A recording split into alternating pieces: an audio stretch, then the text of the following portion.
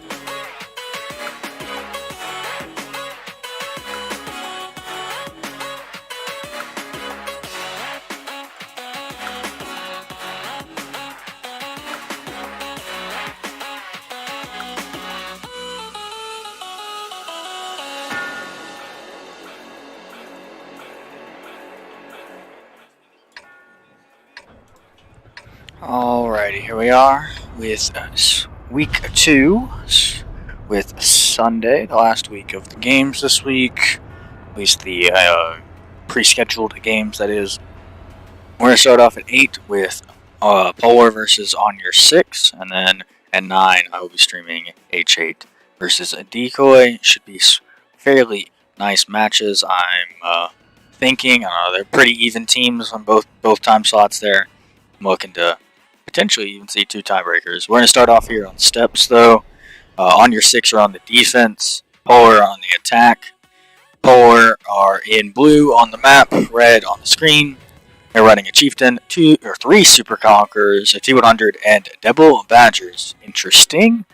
And then we have On Your 6 on the defense with a Super Conqueror, 2 Valors, another Valor unskinned, I'm not even going to try, 2 IS-7s, and a Rheinmetall Panther Wagon as their LT. It looks like Polar is electing to completely push the south here, which might work out in their favor. They have 2 Valors here, hold down, ready to protect B.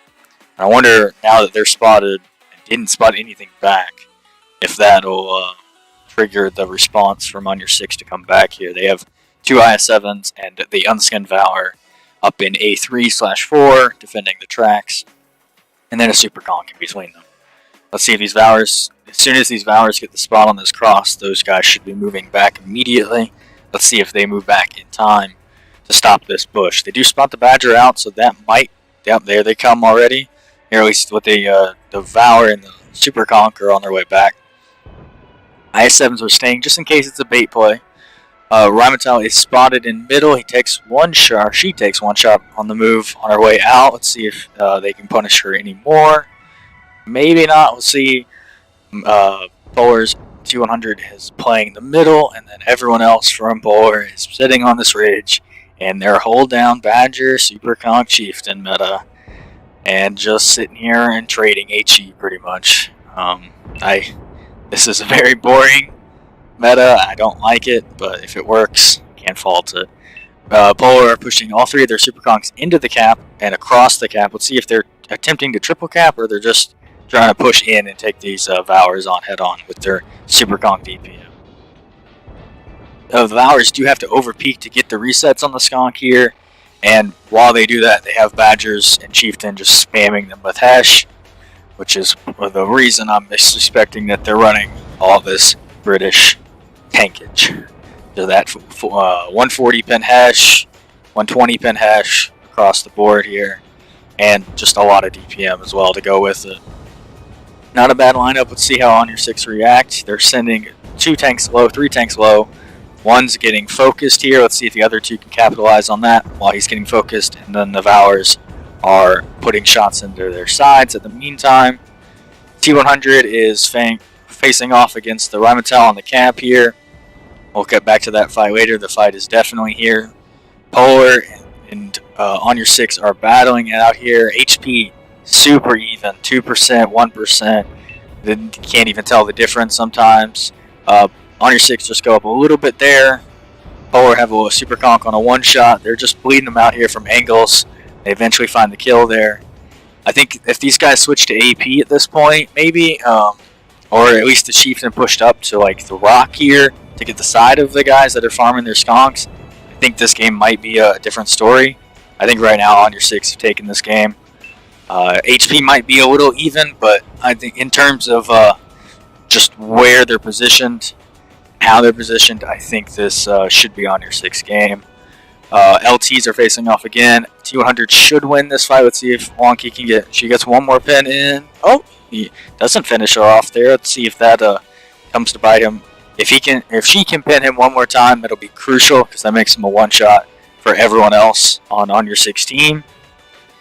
Oh, unfortunately she doesn't. Meanwhile, we have On Your 6 pushing into the Badger Chieftain combo down here. One Badger's pretty healthy.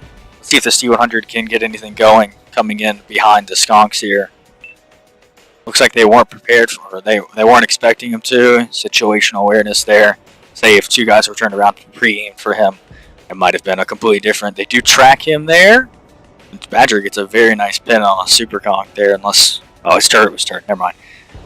Still a nice pin, but not as good as I thought, because pinning a hold down skunk turret with the Badger's APCR round, which isn't great, is not a bad roll pin wise. IS7 here with 2k HP. He's going to be the one to push in here.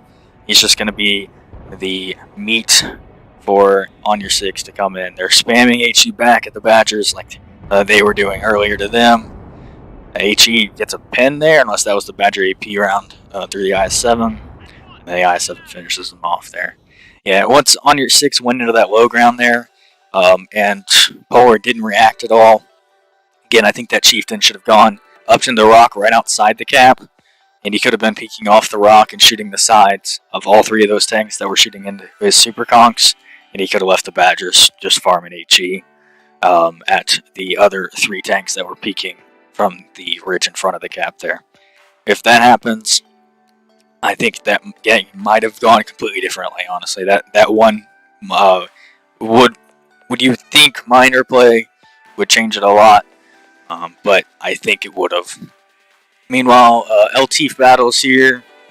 Wonky took some early damage, getting spotted down in the south early, and then getting spotted going to that middle bush. With where your Valors are, I don't know if the middle bush there in E7-ish, I think, is really necessary. That's just my thought on it. You're not really going to get any spots that your Valors won't get, or if you do get them, it won't be in enough. Like, the Valors will get them maybe 5 seconds later than she would. And she lost 500 hit points for doing that. Say she kept those hit points, she could have effectively 1v1'd the T100 with her DPM, major DPM increase over the T100 there, and maybe won that instead. Just, it didn't matter in this fight, but say it might in the next. So just trying to find issues that both teams can fix. Again, Polar, honestly, just moving the Chieftain, or even one of the Badgers. The Badger's just too slow, I think, to do that reliably. You need to get there fast to do as much damage as you can while they're farming those super conks. Other than that, well played. I like the idea of Badger Chieftain super conk hash spam. So probably a very expensive game for these guys shooting that much hash out of their tanks, but I like the idea, and I think it has potential. Just fix some minor mistakes or some minor rotations that should have been made. And I think that was your game. Damage-wise here, we have Polar doing with the Chieftain doing 2200 with 5 pins, but 14 hits, so a lot of HE damage there. Well, actually, not really. No, actually, he mostly was just shooting AP. From the looks of it, it was the Badgers that were shooting Ash. My bad. Super Conk doing 780, getting 2 pins there while he was on the cap. No blocked from him, no blocked from the Chieftain either, even though they're hold down. At least the Chieftain was. The other skunk doing 3,500 and getting a kill. Very nice game from him. He was probably the last one focused, as i.e. why he could do 3,500 damage in the skunk. He blocked almost 1,000. Very nice from him too. And then the last skunk, fortunately, he got focused out immediately. Didn't get a lot going. He only hit 1 shot and it bounced. He did block almost 1,000 too, which is nice. The Badgers here, respectively, doing 3,200 and 1,800 each. Nice accuracy from this guy. This one doing hitting 18 for 19 fired, doing a nice amount of block too. So far, most on the team doing almost 1,300 blocked. The other guy doing again 1,800, blocking 400. Very nice accuracy too from him. Badger gun. Very accurate at that kind of range. And then the T100 winning his 1v1, getting some nice crucial spots in the middle there, and really just keeping his HP alive so where he can play the flank, that's the word, effectively. Again, very nice played from him. I don't really have anything really to critique on him. I think he could have gone for the other cap, the A cap, while his team were dying on B. But on your 6 really didn't have anything super quick with HP left. I guess the I7 could have come back, but he was dealing with the other 3 tanks. So that's my one thing that he could have done better, I think. Could have split on your 6 there and made them come back to defend the base. And anyone that wasn't that IS-7, I think, was a one-shot for him if he bent them. So that's my 2 cents on that game. We'll move on to on your 6 on the attack and Polar on the defense here shortly.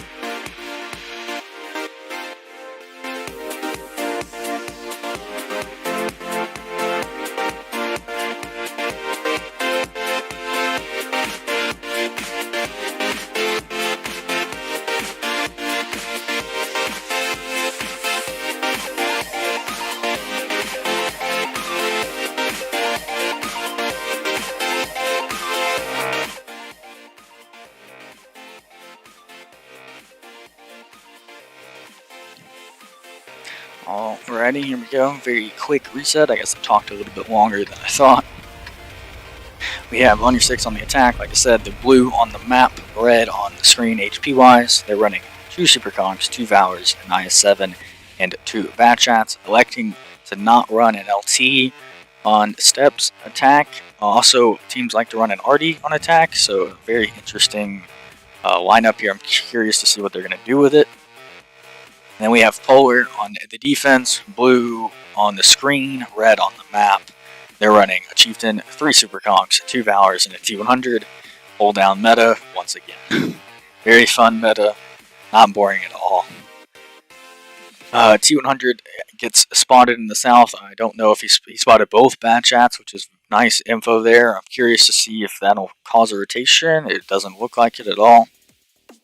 Polar have 4 of their hold down tanks sitting in the standard A6, A7 positions, and then they have both their Valors here on a very nice hold down and A3. You pretty much have to completely come over into B1 and then try and duke them out with using some of these hold downs here in your tanks. But it's not a very nice fight for the team going forward or attacking. They do get spotted, and on your 6 are going to take the fight to them. They're poking just a little bit too close. They need to be, if they're going to do this, they need to be away on the red line back here. Where the Valors are now, they can get, they're within render range of A6, and that's just going to be one dead Valor between the DPM of 6 British heavies. Welcome to British heavy life. They are going to push over still, though. Again, if they just took C1 on the red line there, they would have been completely safe and wouldn't have lost a Valor and half of a Super Conk on their way in here. They are going to kill them. Bats have rotated to the north from the south here. They really have free reign to do whatever they want because Polar didn't run a single medium tank. They ran 1 LT, but 2 Bats can easily deal with 1 T100 LT. This fight should be wrapping up here soon. They're bouncing a few shots. See if they can finish off this one-shot Valor here from on your 6. They do. Valor gets racked from Polar. It looks like it's going to be up to the Super Conk from Wonky to finish, or the Bats are going to come in here. Let's see what these Bats do now. Now that they've killed these guys, they've lost a lot of HP for killing them, but they do have very vital position of this track play. An IS-7 up here by these train cars, very nice position. He doesn't get the greatest shots, but he keeps these guys spotted for people back in C1, C2 to just keep pinning them over and over and over again. Also, anyone in D2 can do that as well. This LT is still playing the north. He's not running away to whatever he wants to do, even though he pretty much has about, I'd say, 75% of the map to his disposal to do a little bit of anything. The only problem on your 6 now faces, they're stuck here. They're permanently spotted, and if they try and run away, they are going to get punished for it. And now it's just an HE trade against 4 big.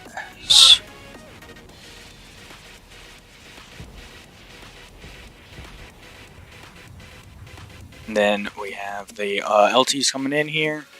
And C5, he gets spotted. Let's see if he gets any punish on him here between everyone from on your 6. Nope, they didn't expect him to come from there. Very standard LT cap.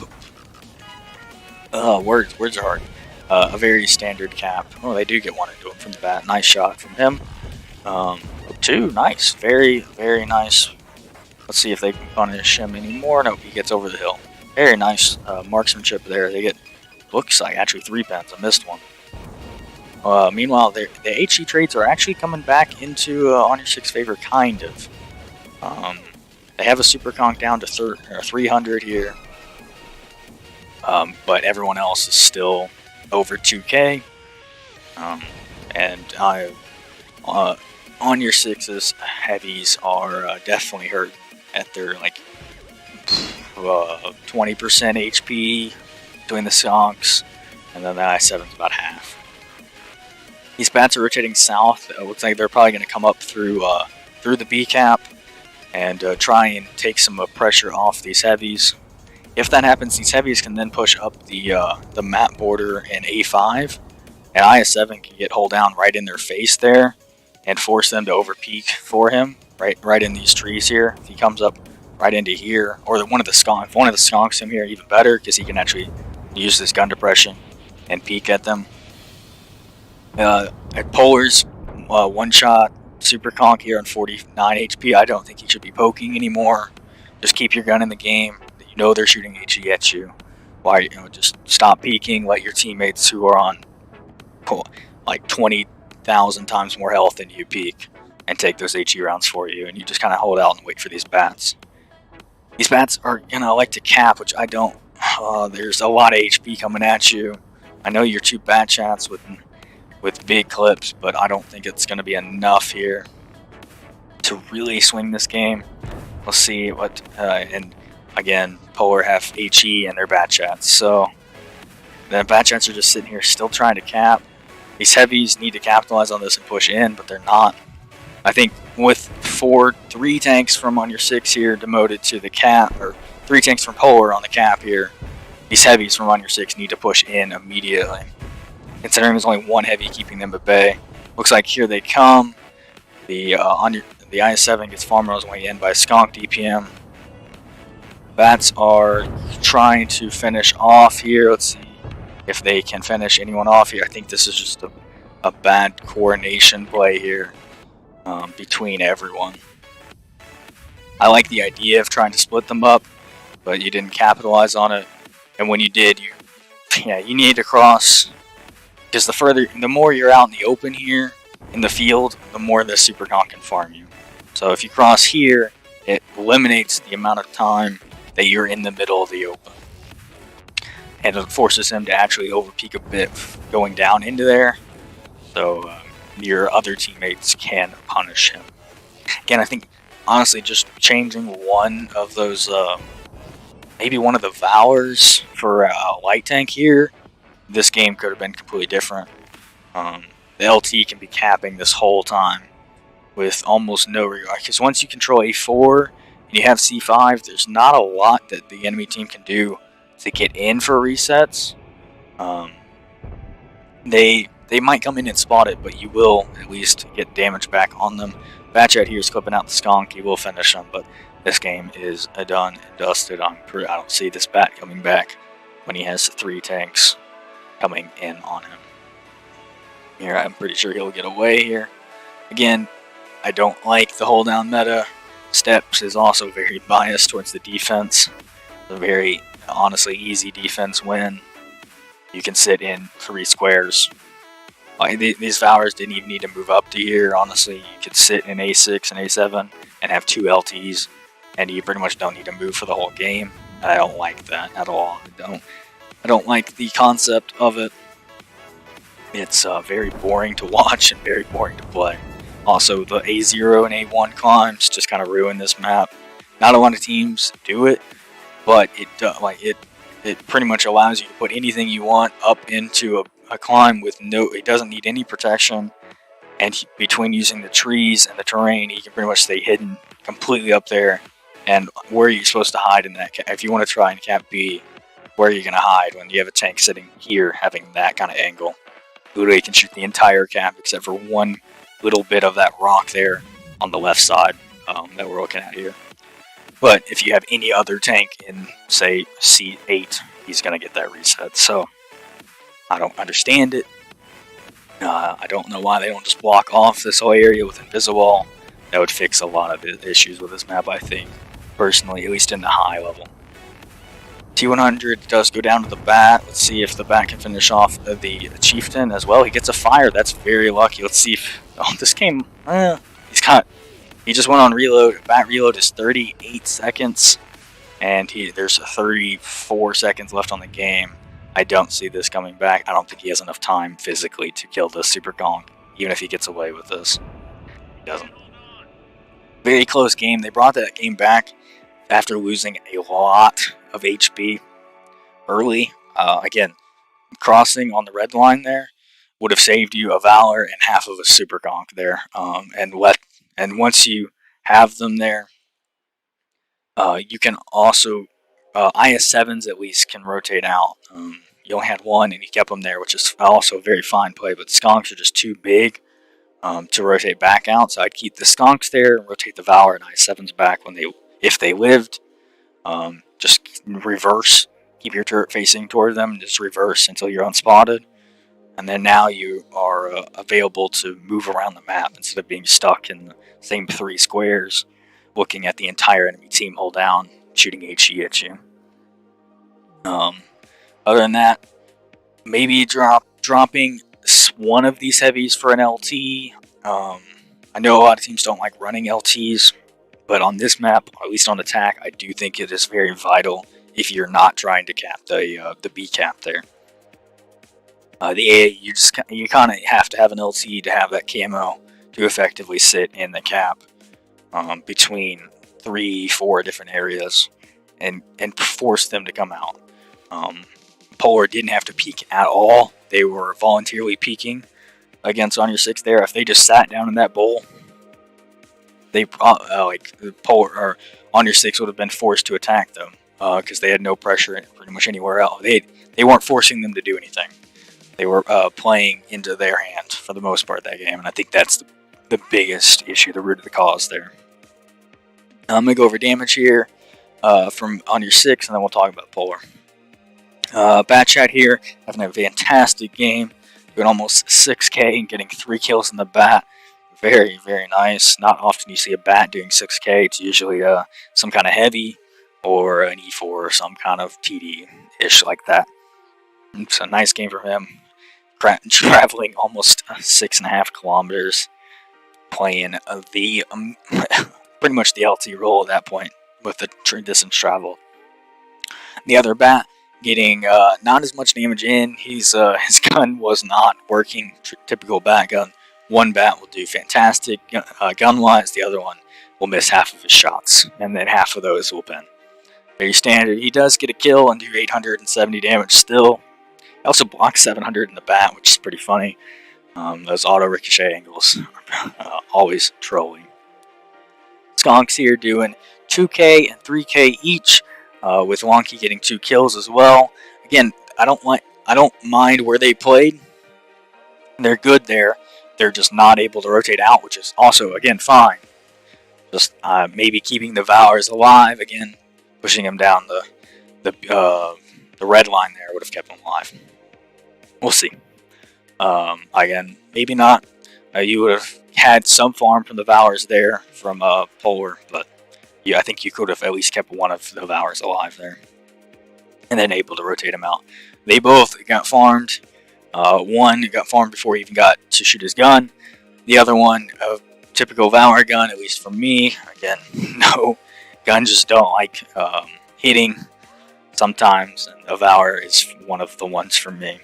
Fired 3, only hit 1. He bounced that one. He did block 440. The other Valor blocked 400. Again, if these guys do at least like 700-800 damage, I think that game would have gone completely different and stayed alive too, or one of them stayed alive. That's the biggest. But yeah, that's my advice to that attack there. IS-7 doing 1609, blocking almost 30. Yeah, I'll give him 3200. Very nice play from him. Again, could have just reversed out and been able to rotate around the map. And maybe rotate with those bats and push south. Force a better overmatch down there. I don't know. My 2 cents looking at it from spectator is also very different from playing in-game. We have Polar here playing very standard, very hold down meta, very boring. It's kind of why I liked the off meta tournament that just finished. Didn't have any of these hold down monsters that just are pain to pin, have over 3k DPM, and then they have a Hesh round that also does like 100 damage per shot for some reason. It's a very, like, why would you not run that on steps? I get it. I don't particularly like doing it. It's not fun for either team. I like being a little more mobile. But damage-wise here, the Chieftain doing 3507, getting 2 kills. Very well played to him. Blocking 1,000, 1,100, 1,200 too. The Skunk, one of them, doing 3,500 as well, getting a kill. And then the other one doing 2,500, send kill for him. One of Valor's 22, I'll give him 23 in a kill. The other one, almost 800. He was the one that got focused first. Again, these guys should die way quicker between what you had on your team as well. These guys have lived way too long, in my opinion. T100 getting 1 pin in before he got. Well, he didn't actually die to the bats. I think the bats also, when they went to that B camp, they didn't focus out a tank once they were spotted there. I think as soon as you spot the tanks coming back, you immediately spring that trap and try and kill one tank and then run away. That could have been the T100. That could have been one of the Valors. Could have been the Chieftain. Doesn't matter what it is. Try and kill at least one. If you could get the shot on that one-shot Super Conk, that would have been awesome too on your way out. But don't overstay your welcome there. Just kind of a bait play. Polar here, and then the last Super Conk from Polar doing 23-34, getting 3 kills, staying full HP for most of the game. He was the one that wasn't shot at all by HE from the looks of it. And a very nice play to him to stay alive and full HP. That almost cost them the game. If, say, he took 1,000 to 2,000, not 2,000, he would have been dead. 1,000 to like 1,500 damage in HE before the end of that game there, the bat might have been able to come back. So keeping your HP alive in that kind of engagement, or HP up in that kind of engagement, is very nice. I talked all the way through the the intermission there. Rip. I had a lot to say, I guess. Well, we're on to Sand River with, I don't know which team attacking or defending yet because I didn't even go look. Sand River steps similar in that they're desert maps. Other than that, not very similar. Defense is still kind of stagnant. It's not as hold down heavy in my opinion. Still pretty hold down heavy. And then the attack, you can go one of 2 ways. You can go super heavy and try the B cap with an overwhelm and some clip as well with that, or you can try and slow play an A and focus out one at a time tanks. Polar on the attack here first. They're blue on the map, red Super Conk, a Valor, 2 machines, and 3 IS-7s. Personally, this looks like a B play, and it looks like that is where they are going. On your 6, in the meantime, are on defense, red on the map, blue on the screen, Super Conk, 3 Valors, a machine, an IS-7, and a RHM Pansy wagon. Let's see what's happening here. All 3 IS-7s are spotted coming into the B cap here. This should elect for some rotation immediately, and it looks like that's the case here. From the machine and IS-7 who were heading south, they need to come into this game soon. Meanwhile, everyone else from on your 6 are here in the very standard D6, D7 area hold down in their hold down tanks. If they have a tank up in A8, I think this game would be a lot easier for them, because that tank in A8 can get these resets on these guys here without even getting spotted, because of how the new camo works. Up in A8, that tree right in front of those machines there, it actually counts as camo and pretty much keeps you stealthed. It's kind of stupid, I don't like it, and also the trees in the cap kind of keep you as well. Bowler have 10 seconds left on the cap here. Let's see if on your 6 get any of these resets. Looks like they're pushing in here. They get one. Looks like the machine is bouncing. He does get a pin. Nice 500 roll from one of the Valors. Very nice roll. They do get the resets. They lose a Valor for it though. But they made the right play, and they played the outside of this. I think that's as soon as a team tries to go for this cap, you should try and get to this side of it if you can, and protect yourself.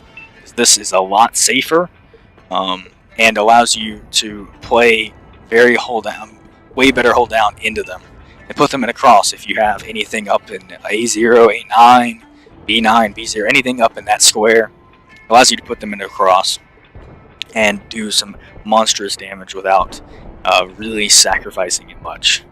On your 6 here are going to lose a Valor while the machines were clipping them out here. Meanwhile, this is really just a focus battle here. You can focus better and you can bend their shots. Bowler have a one-shot I7 who just went down there. On your 6 still have a full health Super Conk in a very nice position, and an RHM that could be a very nasty threat if he does decide to flank around. The Valor here does go down before he can bend the machine, unfortunately. On your 6's machine goes in, gets his clip out here. He puts at least one. I didn't see how many more. I think, yeah, on your 6 kept their clippers alive and kept Bowler's clippers out of the game long enough so that they could win these trades in the cap here. And that's really what it came down to here. They might kill this Super Conk here. Nope, looks like the machine went on a reload. Machine should finish off that I7 there. Very nice roll. About, what, 5-10% above average there. Machine versus machine here. I don't know if Cutter knows he's reloading still. It doesn't appear like it. He's just playing it safe, which is a good play when you don't know for sure if he's reloading. That should be dead. And that is GG. Well played to both teams there. There's a lot going on very quickly. Or a lot going on at the same time with not a lot. I wasn't keeping up with it. We'll go ahead and change the score, because I forgot to do that early last round.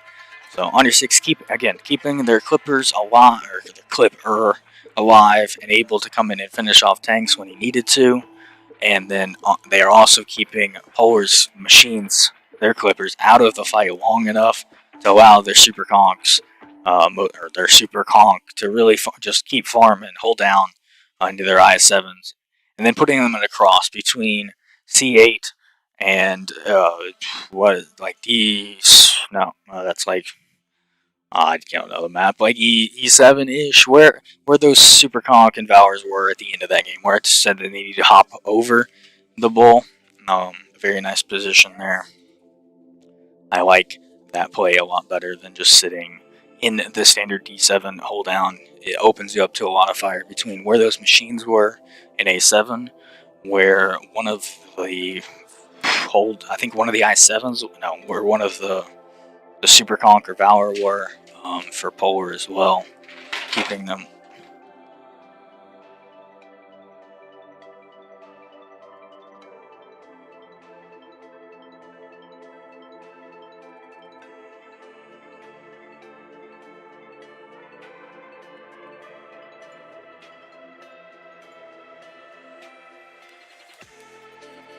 Polar here just leaving the game up.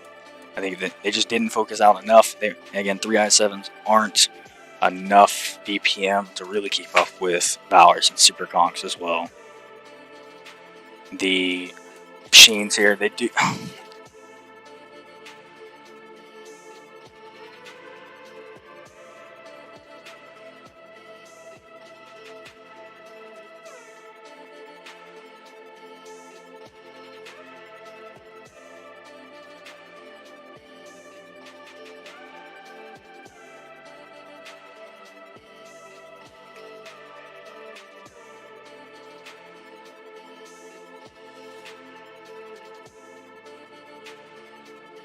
Sorry about that, I'm back. Again, machines doing good, consistent damage, but we're out of the fight, the real fight for most of that game. Again, on your 6, I think just traded better and used their HP. They did have an HP lead, I believe. Well, maybe not. I'm looking at the damage or the tank list now. But they definitely had a DPM lead there. So they used their DPM, focused out correctly, and just went one by one very systematically. Looked very clean, even though it probably looked like chaos from my point of view. Damage here for Polar, 1701 skunk doing and getting a kill. Valor 700 in a kill. 2500 from one machine and 27 from the other, getting 1 kill between the two of them here. Very nice. Again, they did consistent damage and they did do damage. They farmed the 2 Valors that were or 3 Valors for the most part from on your 6 there. One that was in D7. They could peek from They can peek from A7 and clip out that guy on the side for pretty much free. Even with tanks and CA, because they're machines and they're hold down to those guys beneath or below them. Very nice position for them, and it does counteract to D7 and on your 6. Realize that, and again made that very nice play to play the other side, which I do agree with. And then IS7s between the 3 of them, 500 damage, 1400 damage, and 1500 damage. No kills. But again, they were just there trying to bait the cat play. One gets 1600 block and one gets almost 2k or over 2k blocked. Very nice games there to keep your tank in the game as much as you can by using your armor. And we have on your 6's damages here. The 3 Valors doing 1300, 1800, and 2100 respectively, and then getting 2 kills between the 3 of them. Skunk, again, big damage. Just keep farming, hold down there. Kept his HP for most of the game. Didn't really need to go in until the end there, which is where he did lose the HP that he did have between the machine and the lone IS7 that was alive there. Did 45-40 and getting a kill there. Very nice pin ratio too. 13 hit, 12 pins, and 70 base capture defense or base defense. Not.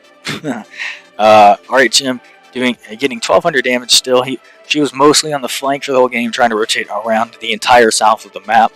Might have been able. I don't know if the route she took, I wasn't paying attention, but she easily, I think, could have gone through the middle, the actual river part of Sand River, and come up. I don't know if she did or not. I wasn't, again, paying attention. If she did, that's the route you should go. If not, in the future, take that route. They had nothing in the south there. You should know that based on how many tanks you spotted in the north, and also their lineup. They didn't really have anything that could rotate to the south that quickly unspotted. And then I missed the other 2 because I was talking way too much. Okay, I need to apparently start not talking as much in the intermissions. We have on your 6 on the attack.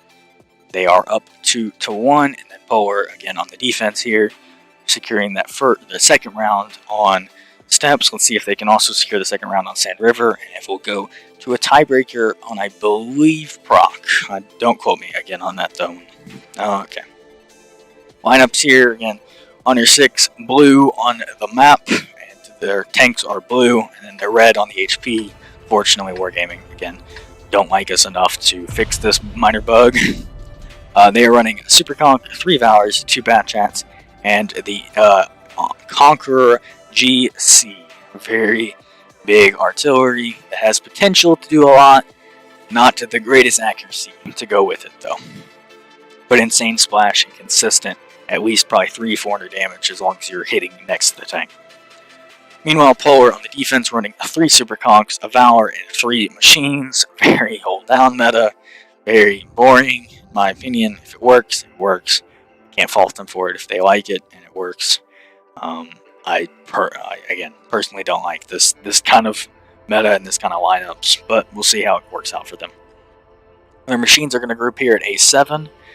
Valor is going to hold A0, and then their Super Conks are all going to be in D7 here. See how that works out for them. Meanwhile, On your 6 are kind of spread out a little bit more. They have 3 Valors here in A4, A3, protecting really the Artie from any kind of aggressive A play here. They have a Super Conk in the spawn, also protecting the Artie. He's in a very nice hold down, actually, between those 2 rocks. It's a very hard shot to try and actually do damage to him there, protecting his entire lower plate. The Bat Chat, one of them is in the middle, just providing some vision, and then there's one in the south, also doing the same.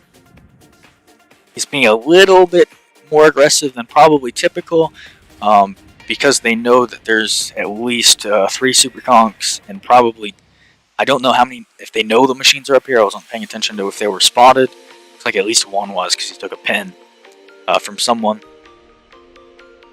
Maybe the other ones were shooting, so they might be able to figure out that all 3 are there.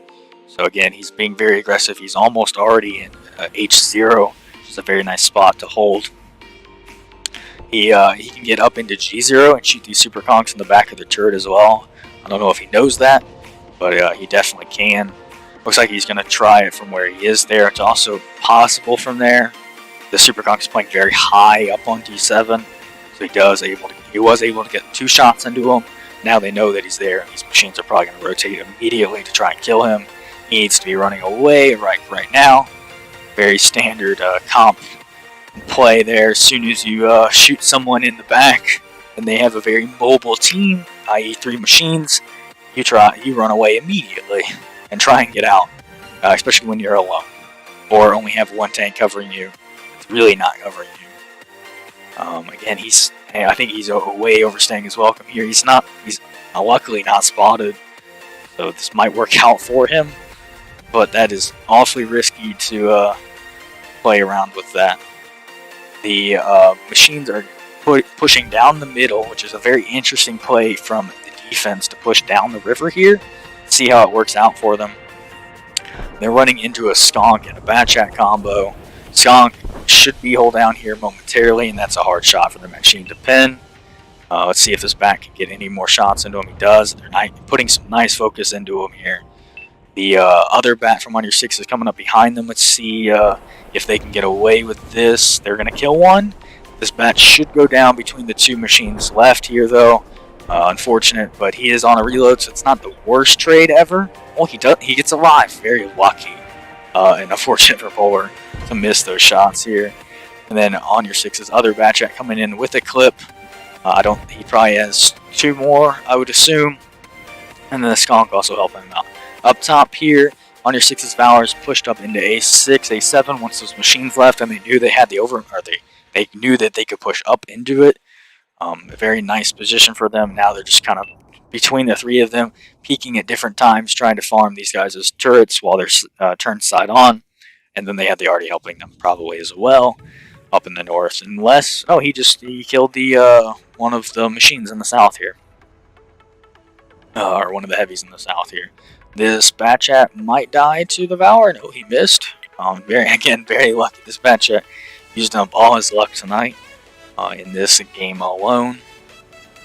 The machine is going to get through. I'm curious to see if he will get to the Artie, or if this Artie will be loaded. Let's see if he can. You're going to see a shotgun here, potentially. Bat does put 1 into him. He puts 2 into him. That's very nice, actually.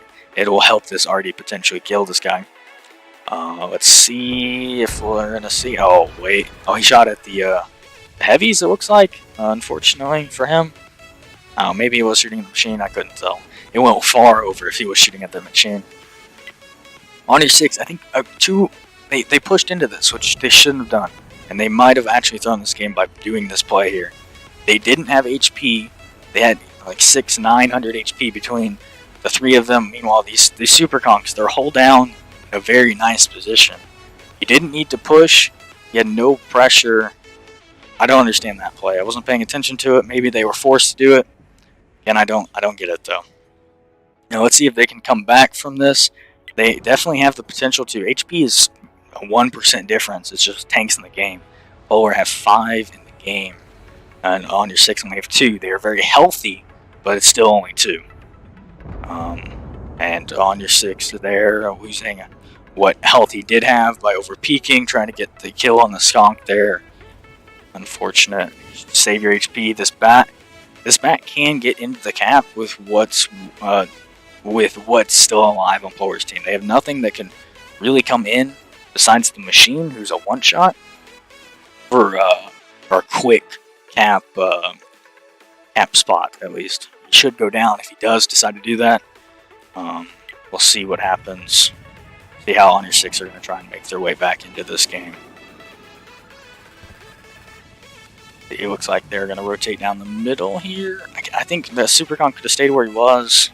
Could have moved back one even to play the second ramp there behind the one he was playing. You can play off that one looking at these guys here.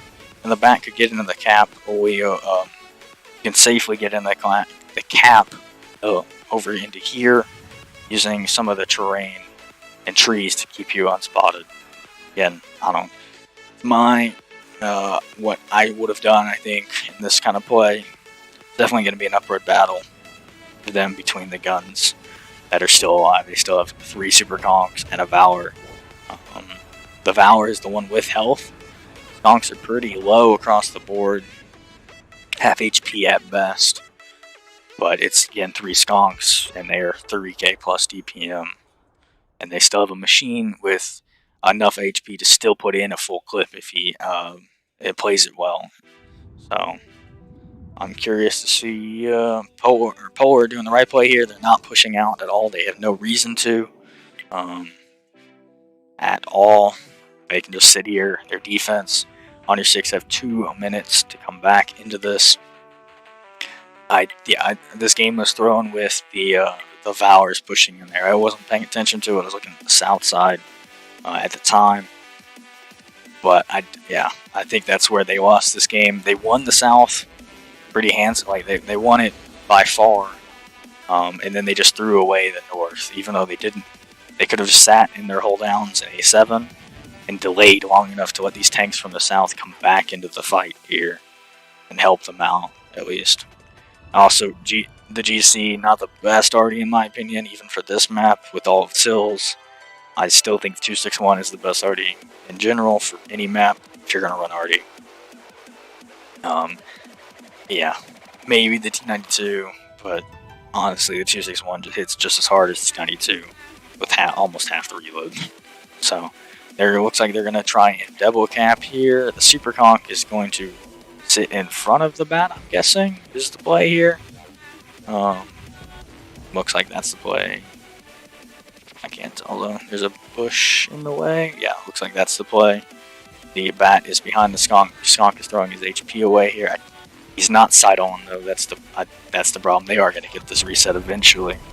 Especially this machine can just come up behind him into K6 and get an easy reset if needed. That Super Conk should have been at least more side on, or he could have been ready for the machine. He does outspot him, which is very nice in terms of knowing he's coming. But now he's spotted, and he has a lot of tanks closing in on him. I think the first play should have been trying to cap with the bat, using the Super Conk up closer, because that bat was unspotted the whole time there. He does finish off the machine, which is nice, but I think this is going to be all they wrote. Yep. So we'll move on to tiebreaker, and I believe it's Cliff. Or not Cliff, I believe it's Proc. Don't, again, quote me on that one. We will see here shortly. It is, yes, I was correct. It is Proc. We will move on, and I believe on your 6 have this choice of sides. So they get to elect to either defend or attack. Again, minor adjustments here. These Valors did need to push in. Biggest misplay by Honor 6 there. They played the South really well, baiting them in, and then getting kind of lucky, keeping the bat alive and allowed to get his gun still in the game. Even if he did die, I think they still would have won the South pretty handsomely. The GC pick a 261 and just put him behind where the Super Conk was up top. You don't need to go in that dip back there. As long as you control the South just a little bit, they're not going to come in and him kill like that Artie's not gonna die back where he on top behind the skunk there, where the skunk was initially in the spawn there, and then you have half the reload of the GC and more consistent damage because way better accuracy. My 2 cents on it. Yeah, and Valor's totally misplayed. I don't know who made the call to push in there. In the future, learn that that's not the call to make. From on your 6's damage wise here, we have a bat doing 2200, the other bat doing 2300 and getting 2 kills. GC doing 2700, again already almost 8-minute game, I believe, roughly. He died around the 6-minute mark, probably, something like that. Still already allowed to do damage consistently over the full game. Tanks were always spotted, so he had a plethora of targets to shoot at. The Super Conk doing 2k almost, and then the Valors doing 1300, 1700, and 1000 respectively. No kills between them. The Super Conk blocking 2k as well, which is nice. Again, yeah, and it's already 6 shots fired in the full 6-minute life. He was alive at 261. You probably get 10 to maybe even 11 fired at that time. Just more chances at doing damage, at least. Maybe not as much damage, but at least it's consistent. And it does, I think, it just works better than the GC. Polar from here, playing very hold down meta, using machines as their they at least had some kind of rotation with machines, but again, machines are just still more hold down tanks. The machines that went south did not fare very well with their Eclipse, 4-1-1 and 4-3-1, and then they died before they get their clips off again. Very well played there to focus them out one at a time. The other machine, unfortunately, though, carried the slack for both of them, doing 3,300 and getting a kill. The Skunks doing 1,600, 3k, and 3,700 respectively, getting 4 kills between the 3 of them as well. Very well played to all 3 of them to stay alive, share HP, then win the North as well. They're keeping the communication to just tear apart the Valors from on your 6, who made a misplay and they capitalized on it there. And then the last tank there, the Valor doing 1,000 and getting 2 kills. Very well played from Polar on your 6, just making some little misplays, tank selection potentially, and just need to realize when they're not at an advantage. Maybe they thought they had more HP there. Maybe they thought they could get away with pushing down into them and then focusing them out one at a time. I don't get the reasoning behind it necessarily, but I again wasn't paying attention to it. So we'll see what the proc will bring here for these 2. Looks like I'm going to be missing the first round of the game.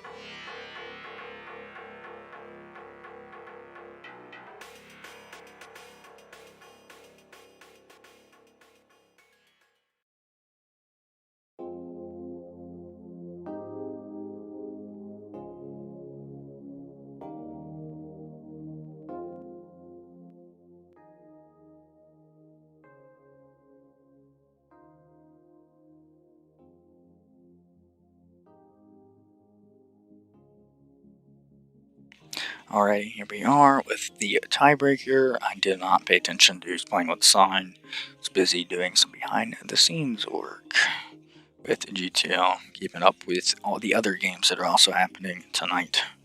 Looks like we have Polar on the attack. On your 6 did elect to defend. On your 6, again, on defense, red on the map. Red tanks, painted wise, and then they are blue on the HP though. They are running a 5-8, 2 super conks, 3 Valors, and a Batchat.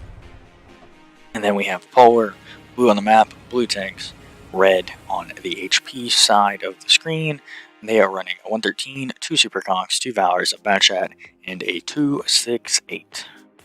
Looks a very kind of similar lineups between the super conks and Valors at least, and then keeping the Bat as well. Mostly just losing a Valor for a 268. That's the only big differences here. And then 113 for 5A, which are pretty exchangeable in my opinion. For most maps, at least. Some maps, 113 does better than a 5A. These guys are firing. He does get spotted down here at 8-2, so they know that there's tanks here from on your 6. There looks like 2 shots came in, so they should probably know at least 2 are here. On your 6 are trying to defend with 3 tanks here, and they have 3 tanks on the other side of the map, very split here, and they don't know that Polar is just sending it down the 1-2, a very standard attack here. Grouping up, pushing 1-2, getting some skonks in the bowl here. Now with 3 tanks spotted here in the middle, this should cause a rotation immediately, and it looks like they were already on their way back. These tanks are going to go play middle, maybe try and get into the area down in here, maybe, with the Bat going south, and then the tank in the north there that was an A8 is just going to come back and play the bridge / A6 and try and get some punishment from there. Ooh, nice shots coming in from on your 6, where they take one in return there, playing a little bit too high in A2, B2. Let's see, again, playing too high there.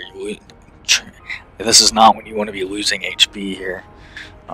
Play further back, playing the hold down back there. There's no reason to peek for the shots in the mid there. These tanks coming over mid, I think they're going to the wrong side, honestly. They could be going to the other side and putting these guys in the middle and across. My 2 cents on it. Meanwhile, the fight is happening down here in A2. They're Polar trying to get out the Valor, and on your 6 are trying to get out the 113. This Valor is being shielded by the other Valor. A very nice team play from them. He's now track side on though, and there's a Batchat behind him, so it should be GG. Meanwhile, on your 6's Bat has missed him a few times, unfortunately here. And that trade, I believe, will go to on your not on your 6. Will go to Polar. More tanks down there. They do kill off one of the 5As, I believe, in the middle there. Yep. Here come the skonks to come win A2 though. These guys should win A2 between the 2 of them, or guy and girl, and then Cutter will stay back on a reload. HP is still pretty even, about 10% difference once they kill off that skonk. The numbers are pretty even. I think this Bat should have been running away and going 6 line to try and get out, because he does have he doesn't have the HP lead on the Bat. He elected to shoot the skonks after missing the Bat twice. So he had the HP on the Bat. I'd tell him to go play 6 line and play the flanks, but he doesn't anymore. So, unfortunately, he can do it, but it won't be as successful. You have to get the first shot off and hope that the Polar Bat misses one. They do get some nice shots in the 268 on his way out there, trying to even up the HP even more here. They're not in a terrible bad position. They can't really get back to B, and Polar realize it here. This Bat's going to have to come in and try and kill 2 super conks, but I don't think it's going to happen here. On your 6 are going to try and push out of here, but again, 2 super conk DPM wise are going to keep them at bay. They really need the skonks to now, they should be realizing that these skonks have turned to look at this Bat, and they looks like they are pushing out. Skonks are slow though, and Cutter lost HP on his way trying to bait these guys here. He looks like he might get away here. A nice, unfortunate track for Polar. Nice for on your 6 there. Nice shot from one of the skunks to put that. He takes another though. Unfortunately, now he's at 1 shot for both tanks on the cap. Guaranteed. Well, not guaranteed. Very similar. Very nice shot from the skunk to finish him off there. And that will be GG. All they wrote for Polar. Again, just some minor misplays. A2 isn't the most. Starting in A2 with what tanks you had, losing 1000 HP in one of the Valors to begin with definitely didn't help. Playing up, getting spotted 1, 2, also, and then losing 1000 damage because of it. Getting spotted again, playing high, lost, definitely didn't help that fight. I don't say you lost it for sure. You guys won A2, but it was forced. The other Super Conk had to come in to help that. Running another bat instead of 5A, I think would have been a better call too, because now you have 2 bats that can rotate into A2 and finish that off quicker, and then be able to rotate around the map, and out-rotate Polar, because they only had 1 bat for them as well. So, yeah, again, didn't see too. I liked the HP shielding that I saw down there in A2, P2, but losing HP early for no reason other than just trying to get some early damage in the cross isn't worth it, in my opinion, when you're already low on tanks. Because when teams push 2 line, it's usually with 3, 4, 5, 6 tanks, sometimes even. So when you're only putting 3 there, and it's Valors who don't have the greatest DPM to start with, or Valor and Skunk combos, yeah, I don't particularly like the idea of it. If you're gonna throw something back there, give it some armor. I would have done both Super Conks at the worst. That's just my opinion. Put the Valors in mid-ridge instead. If they're mid-ridge, they can get some nice shots on the cross into A2 potentially and help them out. And then the Super Conks can come over the ridge into like A3, A4 in those buildings, keep themselves alive for longer. And if the tanks from mid are peeking to try and shoot them, the 3 Valors from middle can punish that, as well as the 5A/Bad Chat. They're on the 6-7 line. Again, I think they should have gone to the other side of the tracks there, especially if you have middle. They definitely should have gone to the other side of the tracks there and put those guys in the middle and across. They turn their turrets to look at the 5A and bat, the Valors shoot them, and vice versa. Those are what I think Gunner 6 could have done better there. I don't think I saw anything else. Really? I don't remember anything else, at least. But that's how I would have changed that, at least. A2, yes, is a strong position. But as defense, you can give it up and still win the game. It's not vital that you have to defend it, because usually it ends up in your loss, or at least a loss of losing A2, or most definitely a loss in HP for sure, because your trades just don't equal out there if they're focusing correctly and sending enough tanks at you. It's a lesson I've learned on Proc, at least personally. And then Polar on the attack, playing very standard. Super Conks in the bowl, sent some tanks down the 1-2. They sent 4 with the 2-6-8 covering them. Again, very standard, nothing special to see. Focused out well. Skunks did their job in the bowl. 2-6-8 rotated around with the bat to get into that B cap once they realized that they had the free cap over there. Again, the bat, run another bat, the bat, instead of rotating back in on the skunks, he could have tried to go down the A line there and get into A6, A7, A8 even. Get some resets on that cap at least, potentially, or at least force them to not start capping until a few 30 seconds later, giving the skunks enough time to maybe get back in the game. It would have been close, I think, either way. But again, Polar playing it to a T, very successful attack, very standard, nothing special to really look at. 2-6-8 isn't the most It's not the most meta tank. It's a very strong tank to use in place of like a grill or stirve on that map, which is normally what you'll see as a TD.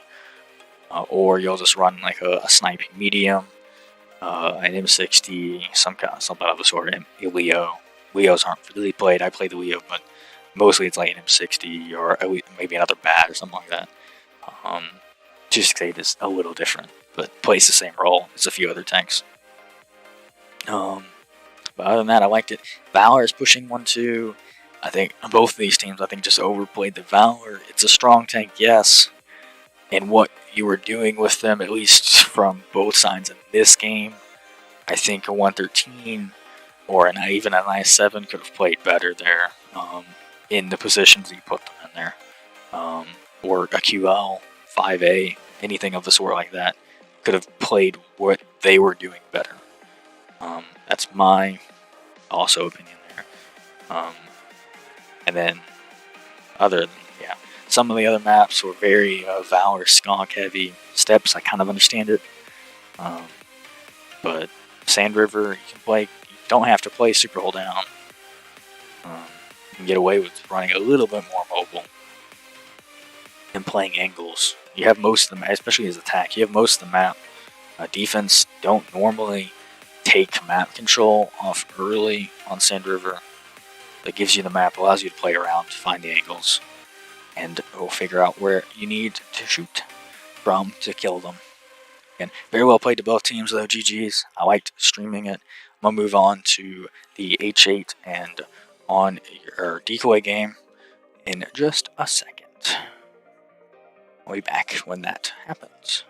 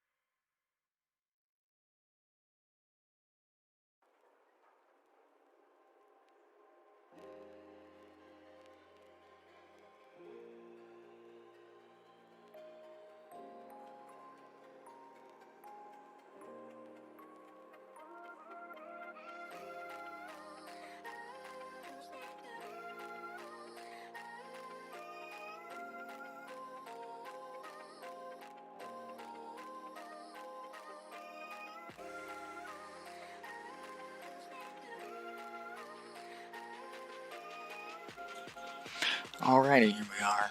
Very quick intermission with their game was almost about to start. I hopped in here with like a minute and a half to spare on the timer.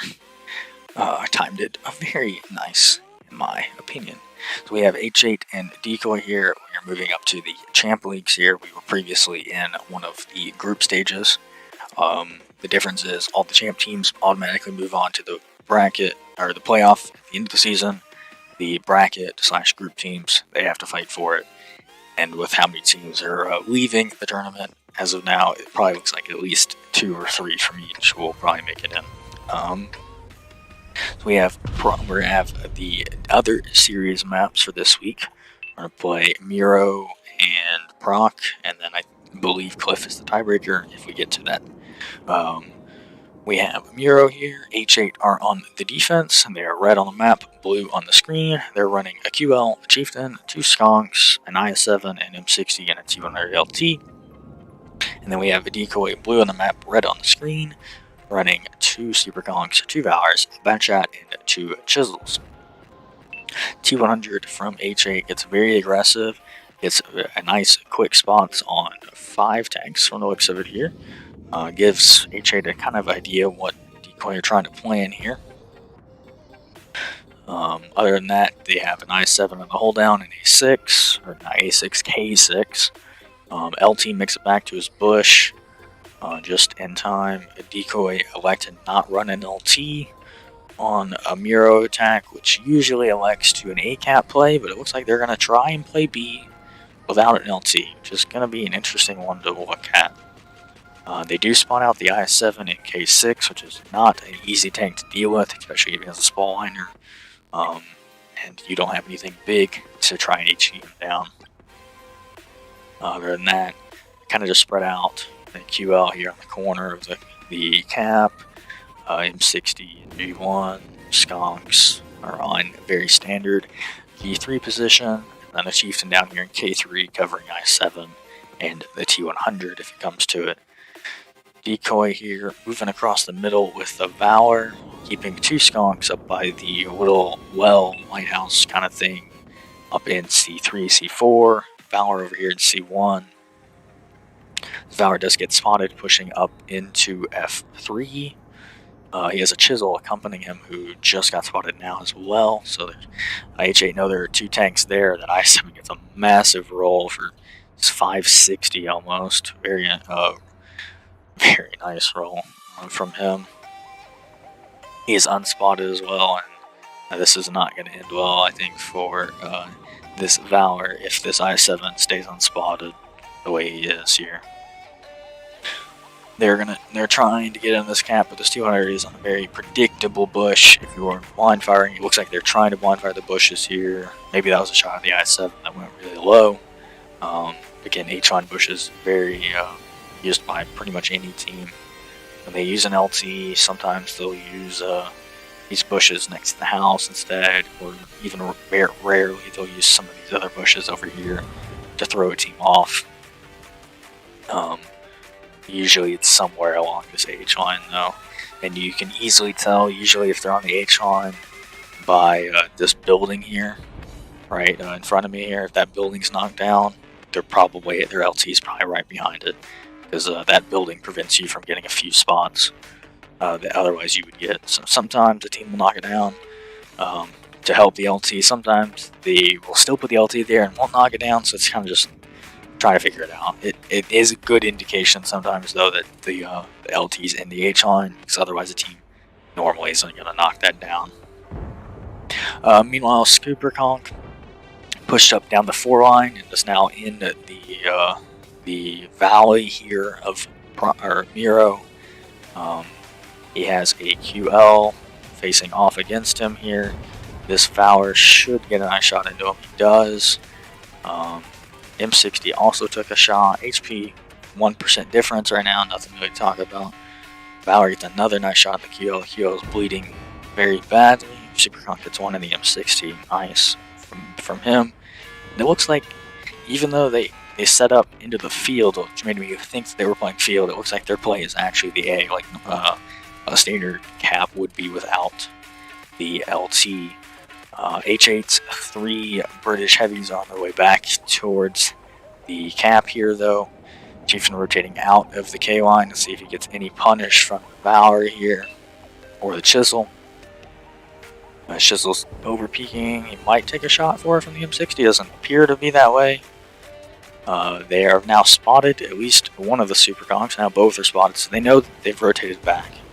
I'm curious to see what the play will be from Decoy. They leave one chiseled in the south here. Looks like he's going to get focused by the LT and the IS-7. That really what needs to happen there is they need to capitalize on the the fact that they are sending 2 tanks to kill 1 here. And this bat just needs to go in and kill this chieftain. He needs to full commit to this. The more guns he turns as well to look at him, the better, in my opinion. So we have that chisel is on a 1-shot now. He has farmed half of that IS-7's health. He might get another shot in here. Nope, unfortunately he doesn't. Bat does go into the chieftain meanwhile. And now he's also behind these skonks. And the QL here, it should be the QL focus out. That's the case. Now they just need to push in here and kill these super conks before the guys in the south there can come in and help out their team. Chisel goes in, just looking to turn turrets, see if they can get a nice roll. He does. Luckily get a good roll there and finishes off. Zim60 just farming back here in G1. Very strong position, but when you have a lot of DPM closing in on you like this skunk does, you're not going to live for very long, no matter what you want. Decoy keeping their battle alive is very crucial, I think, at this point in the game. I think that, honestly, will probably make them win the game as long as they play this correctly and keep their HP up. Bat's going to go kill the M60.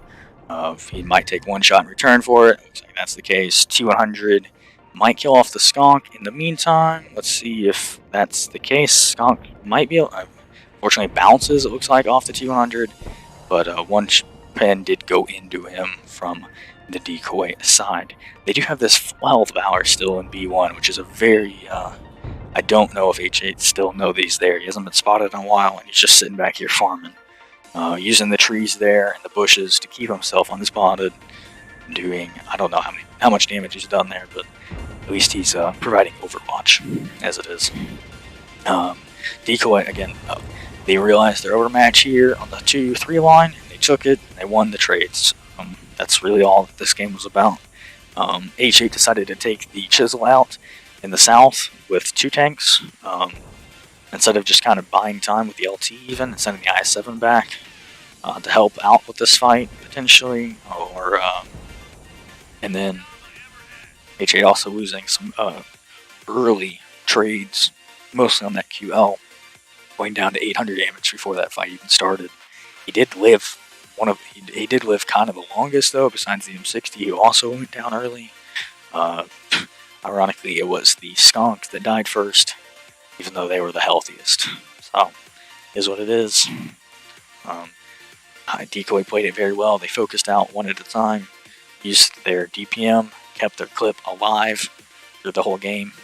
He went in and secured kills, which is kind of what you do, especially late game in the bat chat. And just kept rotating around. And I do like the fact that they rotated those chisels and the chisel and the bat through the middle there, without not going all the way around, electing to take more time. That was a nice play that I saw as well. That didn't really call out in game. It keeps the fight, and you're not waiting on a tank to rotate all the way around the map to come help you in a fight that's currently ongoing. Damage-wise here, Valor doing 1700, one of the chisels doing almost 2900, and getting a kill, the other one 1400. The bat, again, confirming kills, 4 kills, 2200 damage. Went in and got as many kills as he could. He got 2, I think, on his first clip, and I think 2 on the second as well there. Turning guns as well when he went in on the chieftain to kill him. And also just being what a Batchat does. Very well played to him. Nothing to say about that. Super Conk doing 1800. I believe he was the one that went in first, so he wasn't able to just sit back and C4 and farm them while they were over peaking on top of him. The other one, who was back there, did 3200 and got a kill. Just sitting back there farming. The Valor did 1800 back there. Again, I don't think he was spotted. He was spotted a few times, but he's a mega hull down back there, as you can see, with 1600 blocked. Only took 4 damage from, it looks like an HE round from someone. And consistently was putting out damage. Not a ton, but enough to swing the game in their favor. H8 side here, QL got 1 pin, a very nice roll for him for 618. Chieftain did 836. The Skonks did 1100 each. M60 sitting back there farming, towards the end of that game at least, did 2400. The T100 got in the game and did actually a considerable amount of damage for T100. Did 2100 there, helping the I-7 kill the Chisel in the south, and then rotating back in and trying to get as much damage as he could in then. And then they had I-7 down there playing in K7, doing 2500, blocking 2400 as well. A very nice game from him. Again, Decoy played it to a T. They realized that their I-7 was in K6, and they knew exactly what they needed to do to win the game, even with that strong position that kind of prevents the South from being played, unless you're running something with a big gun, like an HEM out, or there's a few other ways you can counter it. You can go to where Gambit did in his Valor, and shoot into him. If he's spotted from there, you have a side. Or you could use RD out as well. There's a few other positions, not as strong as where Gambit went, and say RD or like a grill or something consistently doing HE damage to him. That's probably the best ways to kill him out. Keeping T100 in the bush, very simple play. I think I would have taken, I don't know. For this, losing HP early, I think really cost them the game. The QL being low, and the M16 Chieftain also being, or not the Chieftain, the M16 QL being low there before Decoy even pushed in. And then Decoy just focused out. I think that was, Decoy just played it very well. H8 didn't focus out as well, and just kind of pushed into. Like the Chieftain came out of K3 and took, I believe, 1,000 damage before he got to the fight. Just pushing into damage. He could have rotated to where like the M60 was potentially, or just used the building down there where he is in K3, or the ridges down there to help his team out when Decoy pushed over. I don't know. Instead of trying to push in, get into the fight, you can still help your team from back there, keep your HP alive, maybe help out your team in the end. They are very quick on the side changes. Maybe, again, I'm just talking long. But we'll move on to H8 on the defense. No, H8 on the attack. And Decoy on the defense. Let me add the score on the screen. I'm not good at that. Here we go. Decoy again, defense. They are up 1-0 on the attack on Miro. Very nice played from them. The AR, the colors are actually correct for the first time tonight. They're red on the screen, red on the HUD, red on the map. We have a 113, 2 Super Kongs, I-7, Batchat, a Chisel, and a 200 from them. Pretty similar lineup from what H8 just ran. Not much difference besides really a Batchat instead of an M60, and Chisel instead of Chieftain. 113 instead of QL. Other than that, very similar. It looks like they're in a position almost the exact same as well. H8 on the attack with 3 QLs, Super Con, a Batchat, and M16 200. This screams ACAT play to me, especially with QLs, and that is exactly where they're going here. They are spotted out, and it looks like Decoy knew that they were going to push out. I thought they were playing south more. It doesn't appear that way. We have H8 pushing down the one line, trying to take attention away. It works out well, except for when these QLs just aren't fast enough for this play to happen off the rip. It needs to happen a little bit later for this to have full effect. I like this play. QLs are just a little bit slower than you think, especially when using Batchat and T100 for this. It looks like both of these tanks are going to die for it. They might kill the 113 off for it, but they lost 2 for 1 at worst here. And they are still capped. They still have resets on the cap here. And plenty of HP to get resets. 113 stays alive too, which is pretty big. So he can get a lot of resets in from where he is. Chisel overpeaking gets punished heavily for it, but gets the reset. So as long as he's getting resets, I can't fault him for losing HP like that. I wouldn't say it's needed to lose HP like he did, but it definitely, I'm not going to say no to trying to get resets. M60's farming the I-7 while the I-7's looking for resets here. T100's trying to help him out by shooting M60 in return. I-7 is winning the 1v1 against the QL here. M60 decided to focus out the LT and kill him off instead of trying to help his buddy with the IS-7 here. IS-7 misses, or QL misses the IS-7. IS-7 might be able to finish him off here with a nice, it looks like he goes for the reset, which is even better in my opinion. Even I like killing off tanks that are one-shots, but I wasn't looking at the timer, maybe it was close. That Chisel staying alive up there, even on that one-shot, very helpful to Decoy. And Decoy, again, just playing it. Again, I like the one-line play to distract. QLs just aren't fast enough to keep up with the Bat and T100 for something like that. By the time the Bat and T100 were already here, you guys weren't even in the cap yet. And I think just timing that a little bit better, delaying maybe in the spawn for 10 seconds even. Just sitting there and then doing it. Now it takes attention away from the cap. This game is still pretty close HP wise. Actually, they kind of come back between the using the crossfire that they've had, but they still have a bat chat alive. This bat chat can come in and do massive damage if necessary. I think this bat should be running away though right now. Honestly, actually no, the timer's still 6.5 minutes. This game's been really quick. Never mind, disregard what I just said. Now Decoy have put them in a cross, and they can't be and HA can't get in the cap with what Decoy has set up right now. Nice shot on the Skunk there. He is tracked up in the air. The Bat, unlucky roll there. Puts the Skunk on a one shot. Is that a perma-rack? I'm curious. Right as I say, Decoy I thought had this game, and then I didn't realize HP was so close. That's my bad. They pushed around, I think, into the cap, and that's where they lost all their HP from the looks of it.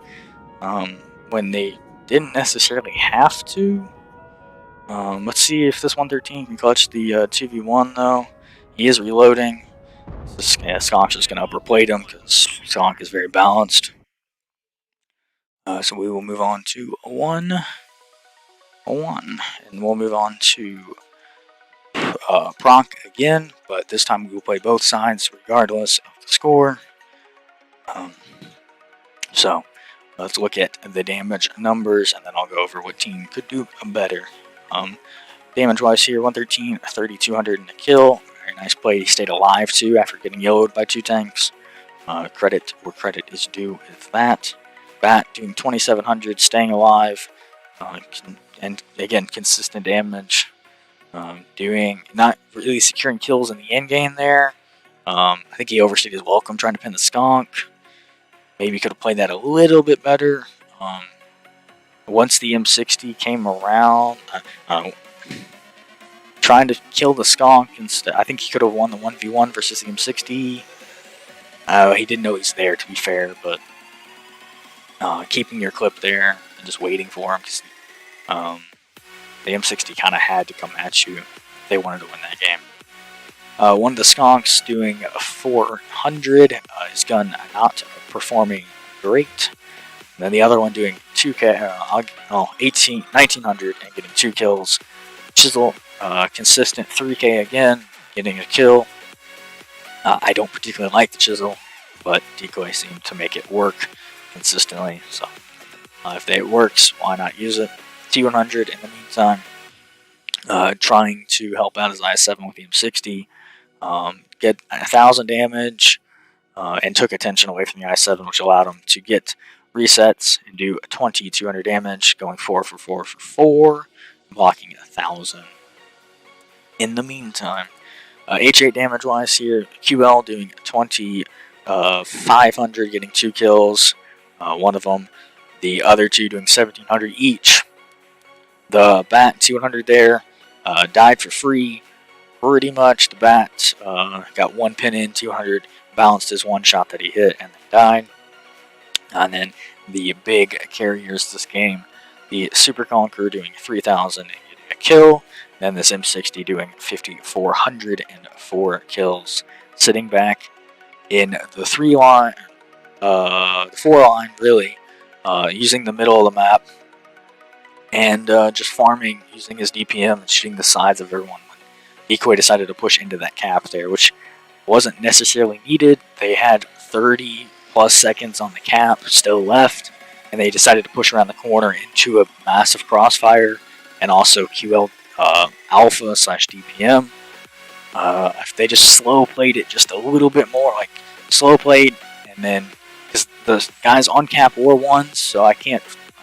Going around the corner and killing them isn't the worst idea, but it opens yourself up to a lot of damage when otherwise you could have just played the corner like you were doing for the previous minute or so, killed them off, and now you're healthy, you're still in a strong position, you're not in the middle of a crossfire, and you stay alive. You should keep your gun in the game.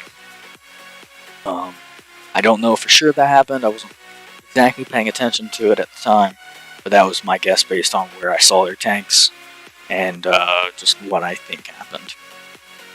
H8 playing it well. I do think Decoy threw this game to them.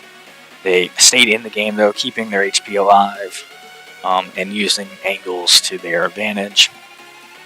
Delay those bat and delay these two guys here to bat the 200 by 10-15 seconds, and I think that'll work out a lot better on an attack like that. And also even potentially not going down 4-line and getting spotted early, even though this scream, for me, this screams that cap, like going for that A cap play. But some teams might not be able to read it that well. So you go down the 2-line and get in the cap that way. One, it's safer. You don't take any punish potentially on your way in from the 4-line. Like you could. You get to the cap a little bit slower, but it's safer and it might provide you with the element of surprise, potentially. So that's what I think they could have gone better. Decoy, I've heard that was just you played so well in the beginning, and then kind of just threw it towards the end there, from what I believe happened. I don't know if that's really what happened. Blame me if it's not. Sorry. But that's what I think. We will be back when the next round starts.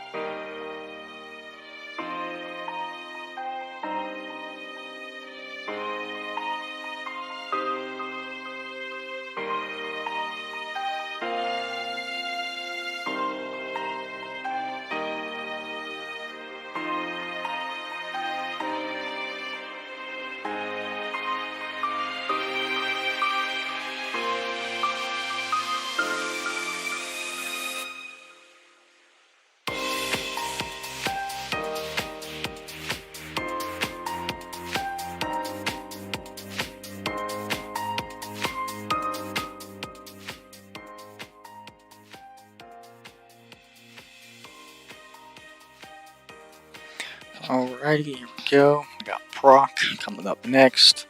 H8 are on the defense, I believe, if I remember the room correctly. And Decoy are on the attack first. Let's see if either one of these teams can close it out on this map, or if again we'll move on to the tiebreaker tonight. And I was correct. Oh no, I was wrong. The sides were swapped. So Decoy is defending, H8 are attacking. They already makes a little bit more sense now from the little brief I saw in the room. And we have Decoy colors are correct. They are running 3 Valors, an IS-7, 2 Batrats, and a Chisel. And then H8 on the attack, running 2 Valors, 2 IS-7s, an M60, a T100, and an Object 261. Very fun RD piece there, for sure. RD on proc, not used very often. It's hit or miss from what I've seen on the map personally, across proc meta nowadays at least. We'll see how it works out for them this time. They are looking to pull what Polar did as well and just send it straight down the 1-2. They have nothing even going bull here. But Decoy are set up in a very strong position with their Valors already here in D3. These Valors can, once H8 push down C2 and get into B2, these Valors can easily pop over this and get into a very nice position behind these guys. These Valors should not be peeking right now. There's no reason to peek. This cross here from Gambit is going to cost him his life. I don't understand it, honestly. Why they're attacking on defense here. I guess there is an RD in play, so they want to try and get as aggressive as they can here. But they did this with zero vision at all, and this should not work out well for them. H8 are just sitting back here farming with all 4 of their heavies and letting RD just keep farming all along. I don't understand this blind play at all. Personally, this is a weird decision to push this out, especially this late. Usually if you're going to push out 1-2 from a defense side, you do it immediately with no delay. You just group up and push.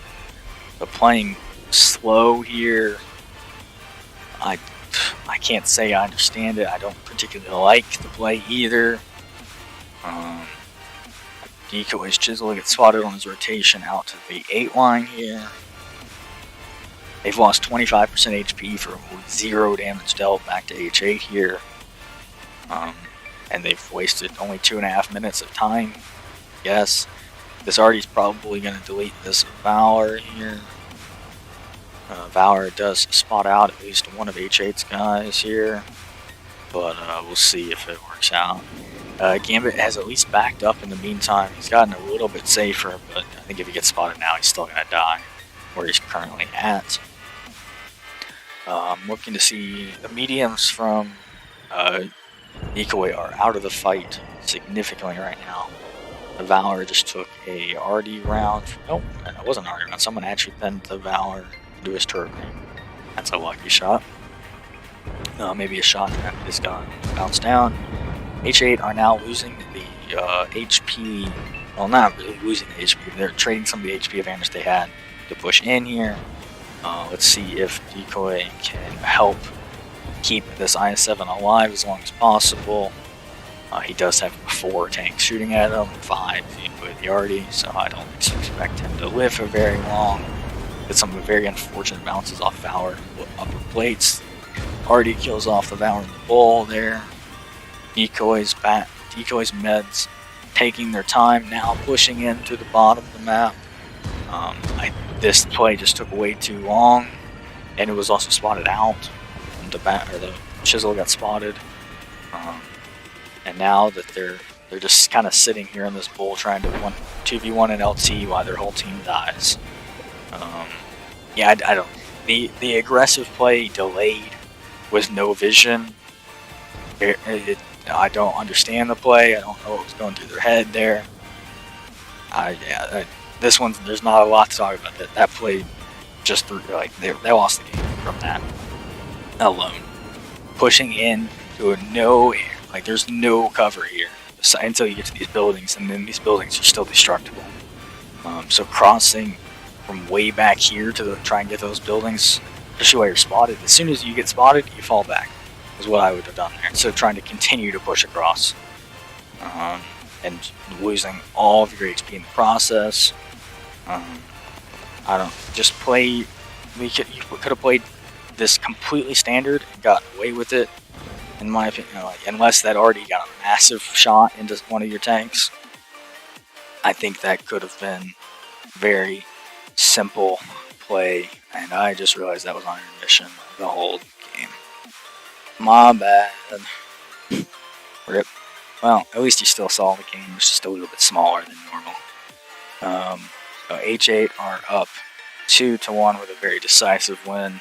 Not much to talk about. Again, blind pushes, especially like that on Brock, I don't like the idea of.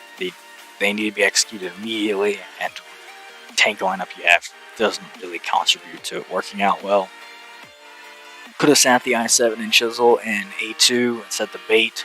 The Valors could come over the road there on the 2-line, 3-line, and then now you have 5 tanks and you put them in a cross. And you have 2 bats that could do whatever you want. They could come in as well, and you could finish off that fight really quickly, or they could go try and hunt down Artie, play this flank, play the middle even. Bats are really flexible, and you can do pretty much whatever you want with them. That's how I probably would have defended, with the lineup you have at least. If you run a little heavier, maybe throw some 5As in the mix too instead of Valors. Again, I think another team's just overvaluing Valors. They're strong, yes. They're not the end-all be-all. Running 5As and playing that aggressive could also have worked out really well if you just push your whole team down there. Or could have potentially worked out well.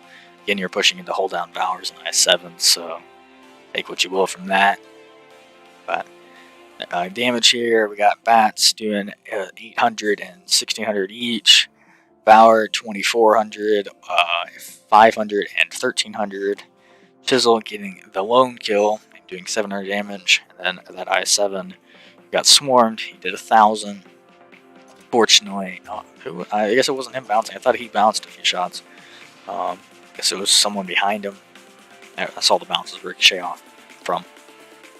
H8 side here, T100 just being a mobile spotter, getting 2k assists from the Artie as well, from the looks of it here. Doing 650. The Valors here, 1500 and almost 2800 each getting a kill as well. M60 2100 sitting back in K2 sniping, kind of protecting the Artie, but also just being a sniping role medium there. Artie 1 kill, 2k there, and then the i7's doing most of the work for the team here. 2 kills apiece, doing 3k and 2500 each as well. Again, blind pushes rarely work out in the first place. Blind pushes in proc defense like that, I don't think that would have ever worked, from what I think at least. We'll see. Maybe I was wrong. Maybe it could have worked out. Do some minor changes to it, but that's what I saw. Again, sorry that the game was on intermission the whole game. I will make sure I click the button to swap it for the next game. We will move on to see if H8 can close out the game here on proc, or if we are going to, again, I don't remember the map, I believe it's Cliff for the tiebreaker, if we'll move on to Cliff. I'll be back when this game starts.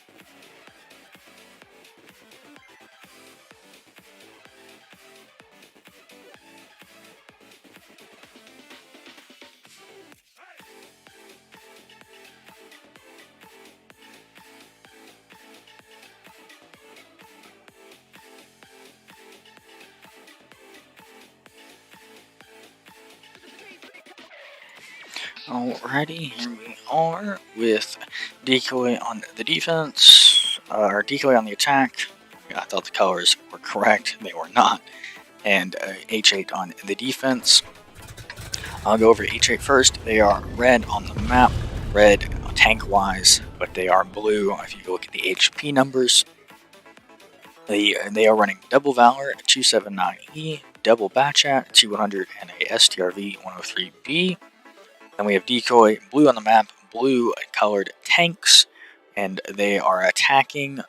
We have a Super Conqueror, 2 Valors, an I7, 2 Batchats, and a Chisel. Not electing to run any LTs at all tonight. They ran one on Muro. I do think this map kind of relies on LTs. It's a big map, and having something as mobile as an LT will definitely help out, I believe, from what.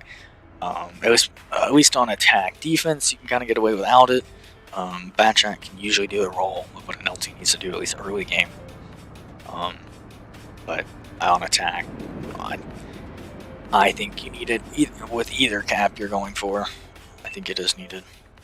The Batchats from H8 get spotted up on the hill, as well as these Valors here in D6. Let's see, no punish coming into anyone except for the shot the bat took from the T100 on his way at his spotting. Other than that, H8 have their 261 on B5, very nice position for him, very strong, hard to get out of there. To Sturb covering him in A6, and then they have their 200 out here spotting 2 line. He does get the spot on these 2 Decoy players who are pushing down. Meanwhile, in the middle here, Decoy's Valors are getting farmed by the bats from the hill here. Looks like they lost their trades there.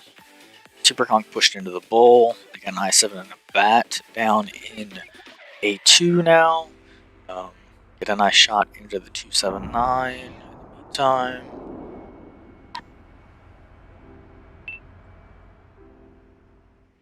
And then we have the bats here. One's reloading, one's keeping his clip. I do like that in case they do get pushed for some reason, even though it's highly unlikely. I do like the fact that they are doing that. These Valors have pushed up just a little bit more aggressively, which isn't, I don't know, the Chisel here on the hill, the Chisel gun starts to perform. He might be able to get some nice damage into these guys. The IS-7 from A3 gets a very nice shot into the Valor back of the Valor's turret there.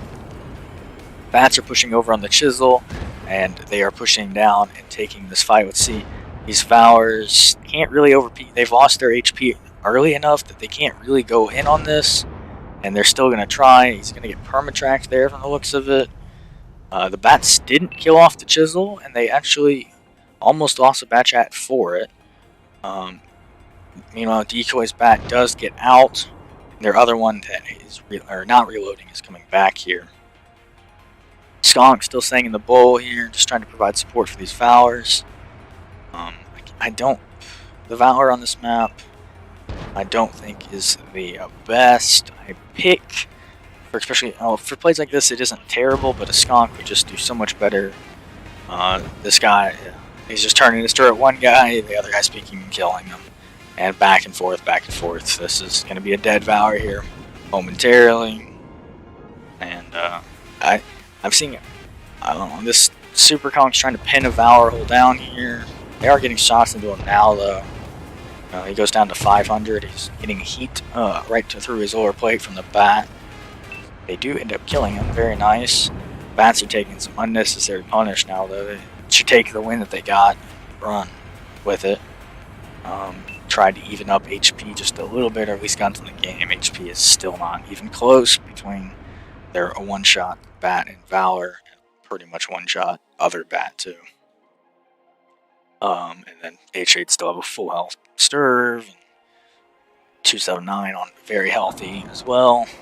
I7's rotated back to the middle here. With the Super Conk in the bowl. Looks like the Super Conk's going to try and get out of the bowl. He does go unspotted, which is nice. I know maybe would have he did go unspotted before he left the bowl, but it looked like he was trying to leave it to begin with, so H8 might have a clue that what's happening here. This LT will probably spot him out here shortly. Anyway. This LT, I think the LT could play the rails here and maybe spot the bats. The bats, I think, are in bushes, though. They are staying safe up there. Yeah, they're both in bushes here, just trying to stay alive. Provide overwatch for this Valor here. Skunk does get spotted outside the pole here. He is alone right now. Let's see what this I-7 is probably going to go south and try and eat as much damage as he can for his team. And let his team come over and finish off these three tanks here. The Sturv is set up looking towards the B camp side of the tracks. Let's see if he can get any punish in on anyone. I-7's peeking down under the tracks down there. He bounces off the Valor. Fortunate for him there. Valor is now looking at... Oh, he didn't actually. There goes one bat shot. Bats are clipping out unspotted. That's their LT really needs to come over. They don't have an LT. That's right. That is unfortunate. Everyone from Eco is pretty much spotted now. IS-7 is losing these trades to a Valor here. Needing to fix your pin percentage there. Valor kills the bat. It was over peeking, overstaying his welcome here. This Valor just needs to die, and eventually they kill him. I think they sacrificed a little bit too much there. IS-7 gun isn't great. It's not reliable, yes, but it should be enough still to get away with that. 279 from H8 have pushed into the middle with the T100. They're going to play ring around, divide the attention of the Super Conch, probably, and we'll see how that works out for them. HP, it's not anywhere close in Decoy's favor, but guns, at least in the game, are currently. And these bats, this Valor here, you know that those bats are still on the hill, and you're still on the 6 line and the 5 line. Those bats have free farm into you if you're anywhere on that mid-range. You have to be all the way over to where the skunk is to not be shot by them. You should know that they're still up there. You haven't spotted them. Just assume that they're still sitting up there. They got a few shots in the I-7 from the looks of it too. I don't get it. Just the kind of misplays that will cost you games, stuff like that. Skunk and Valor try and kill the 279 without dying to the Sturv behind him. 279 gets racked. This Super Conch is getting nice punishment into him, with no punish coming back in return to him. He's going. LT gets a very nice shot on the move on the Valor. He does take 1 in return, maybe 2 in return. No, only a track. Very lucky for him to not go down to a 1-shot there. This skunk should be able to finish off the 279. He gets a rack. Welcome to 279 life.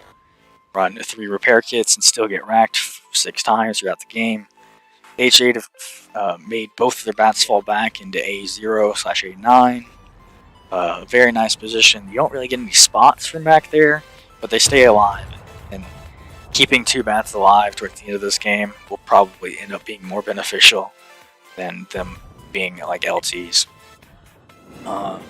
Meanwhile, T100 from H8 is sitting in the bushes in B2, and their HP is only on this one Super Conch who's now pushing across the open against a Sturv. This decision making on proc, this is a blind push across the 2 line, and now you're pushing across the middle of the map when you know a Sturv is just sitting back there waiting to farm you. I would have gone down 2 line. I mean, the time. I'm looking at the time now, and it kind of makes sense why they're forced to push in. And here goes bats from H8. They're just destroying these 2 heavies, going right through them, shooting down on their upper plates. Not much you can do there. And this will be H8's game. Again, the middle of the map cost Decoy this game way more than it should have been. They were super spread out for the early game. H8 realized it. They pushed the chisel on the hill. They didn't kill him efficiently, but they did kill him eventually. Almost lost a bat for it, but he stayed alive the whole game after. And then IS7 pushing under the bridge, this Valor winning the 1v6 or 1v5 of all the guns shooting at him there without dying. It helped a lot. Again, I didn't realize the time about pushing across the middle there. But playing mid when they have hill control just doesn't work unless you're over where the skunk was. Those Valors probably lost about 1,000 HP each from those bats from the hill. And that's just that's a damage that is so avoidable just by knowing the map just a little bit, knowing where render range stops from the hill there. Or just by backing down and not giving them the shot, even if you know they're up there. Bats made some very bad trades too, losing a lot of their HP for not a lot of gain. I mean, they killed one Valor for like 1,000 bat HP. The bat just overstaying his welcome and getting clipped. And then the other bat going over the hill as a one shot in front of the Valor. When you are one shot, I don't know. I think the bats could have rotated out and maybe played the south a bit, or I don't. They started to stack the train line when you can't over peak on the trail line without getting farmed by bats or getting tracked in the air. I would say cut your losses with the chisel, try and rotate out of where you guys were, and play kind of more of standard attack plays. Take A2, take the bull, keep a tank in the south, push one or two tanks into the cap. Just play kind of a standard play. Might have worked out better from what you guys started in, instead of trying to recover in that and punish what happened to that chisel. That's my opinion on that. Damage-wise here, we'll go over real quick. We got 2,700 from the bat chat. We have the Valor doing 831. The other Valor doing 2304 and getting a kill. Chisel got deleted there. He actually got none of the damage on those bats coming in. It was the bat and I guess the Valors getting their shots in there. The IS7 getting one pin in there. IS7 gun isn't great, but try and pin more if you can. The other bat, 1,600 damage, stayed alive at least, but traded a lot of HP for that 1,600. And then the Super Conk doing 1,742 and getting 2 kills. H8 side here, Valor 3K and a kill, 3,100 and a kill. The other Valor 800. 279 met the Super Conk DPM and ammo rack potential and got deleted. Only fired one shot and it bounced. The bats doing the majority of the damage here across the team, I would say. The Sturb did 3210, sitting back there sniping, very strong tank, but most of that damage was done after the game was already won, farming the Super Conk in the middle of the map, stuff like that. These bats did a majority of the damage that made them win. They did almost 2,900 and 2 kills from one, and 2,500 and 1 kill from the other, and then the T100 following it up with the final kill from H8 here, and 1316 damage as it is. These scores are backwards. H8 1, 3, 2, 1. My bad for them being where I'm a mess apparently today. But here is the final score. We will be seeing these teams again probably later on this season. I look forward to it. I want to see how much they improve. Since Wargaming have removed some of the NBA maps, and the other ones just aren't kind of balanced. Most of the maps we play will be the same throughout the season. So we might even see both these teams on the same maps again later on in the season. I'm curious to see how they improve, if they learn from their mistakes, see what other strats they potentially have as well. GG's to both teams. Well played to H8 for making the return in that Miro game, the second one there. Very close game. I think that could have gone either way. Towards the end there, Decoy threw the game earlier in the game, but towards the end, it was a 50-50 who won that one. But yeah, GG's to both. Look forward to seeing them both in the future. I am out.